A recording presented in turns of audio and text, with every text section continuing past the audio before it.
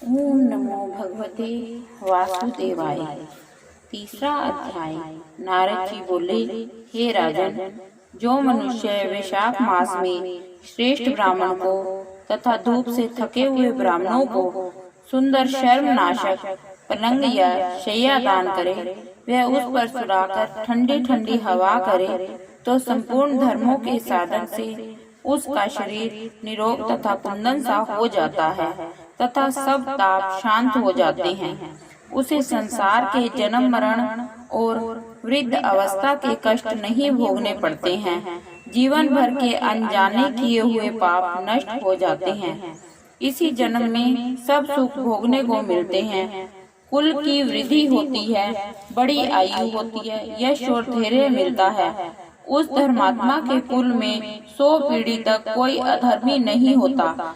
जैसे अग्नि के स्पर्श से कपूर जल जाता है, वैसे ही दान देने वाला अपार फल पाता है और पृथ्वी का राज्य भोग कर अंत में योगियों को भी न मिलने वाले ब्रह्म पद को पाता है। वह मनुष्य 7 जन्म तक सदा सुखी, भोगी, धर्मपरायण और विजयी होता है। तत्पश्चात अपने 7 कुल समेत मुक्त हो जाता है। वैशाख मास में चटाई अथवा किसी प्रकार का आसन, कंबल दान करने से जैसे जल में पड़ी हुई ऊन नहीं भीगती, वैसे ही संसारी जीव संसार के बंधन को नहीं प्राप्त होता। चटाई पर सुख पूर्वक निद्रा आने से दुख और परिश्रम दूर हो जाता है। अतः इसका दान करने से अकाल मृत्यु से छूटकर 100 वर्ष तक जीवित रहता है और निस्संदेह मुक्ति को प्राप्त होता है। जो मनुष्य धूप से व्याकुल ब्राह्मण को पतला वस्त्र देता है, उसकी पूर्ण आयु होती है और परलोक में परम गति मिलती है। कपूर भीतर की गर्मी को दूर करता है, अतः कपूर दान करने से मोक्ष मिलती है और दुख का नाश होता है।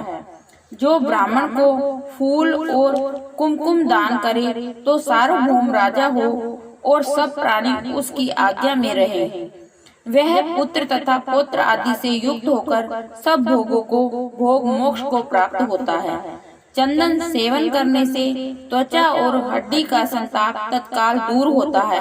अतः जो चंदन दान करता है, वह तीनों तापों से दूर हो मोक्ष को पाता है। जो जल में भीगी हुई खस, चंपा या कुश का दान करता है, उसके सब पाप और दुख दूर हो जाते हैं। वह प्राणी सब प्रकार के सुख भोगता है और सब देवता उसकी सहायता करते हैं। गोरोचन और कस्तूरी दान करने वाला तीनों तापों से छूट जाता है। सेवती और जूही का दान करने से सार्वभौम राजा होता है। केतकी और मल्लिका का दान करने वाला माधव भगवान की आज्ञा से अंत में मोक्ष पद को प्राप्त होता है।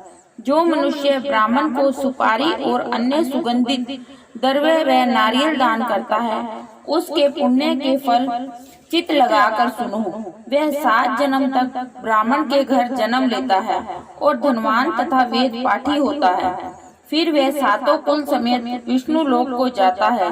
जो प्राणी विश्राम मंडल बनवाकर ब्राह्मण को दान करे, उसका पुण्य फल कहने की सामर्थ्य नहीं है।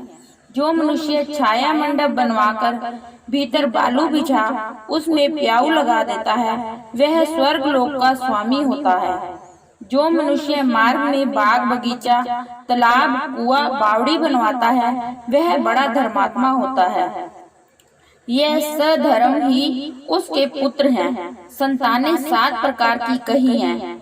उत्तम शास्त्र का सुनना, तीर्थ यात्रा, सत्संग, जलदान, अन्न, पीपल का पेड़ लगाना और पुत्र होना, ये 7 प्रकार की संतानें वेद वेदाताओं ने कही है। इसलिए संतान की इच्छा करने वाले को इनमें से एक कर्म अवश्य करना चाहिए।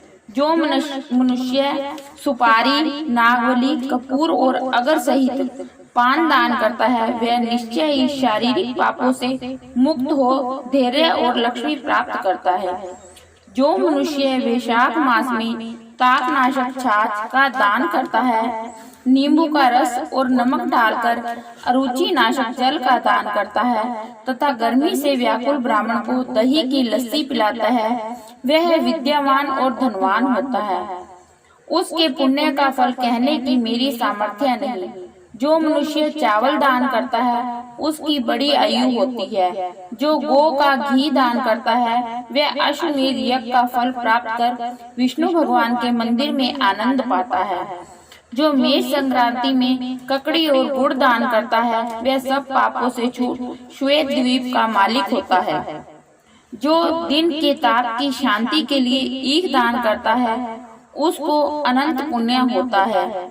जो सायंकाल में श्रम की शांति के लिए पन्ने तथा फल का दान करता है उसके पितरों को निश्चय सुधा पान मिलता है और वह सब पापों से छूट विष्णु की भक्ति को पाता है। जो पके आम के फल और पन्ने का दान करता है उसके सब पाप निश्चय ही दूर हो जाते हैं। जो चैत्र की अमावस्या के दिन पीने योग्य वस्तु से भरे घड़े का दान करता है वे 100 गया श्राद्ध के बराबर है। जो इसी अमावस्या को कस्तूरी, कपूर, मल्लिका, खस आदि वस्तुओं से युक्त जल कुंभ का दान पितेश्वरों के लिए करता है उसको 96 श्राद्ध करने का पुण्य निस्संदेह प्राप्त होता है। ओम नमो भगवते वासुदेवाय।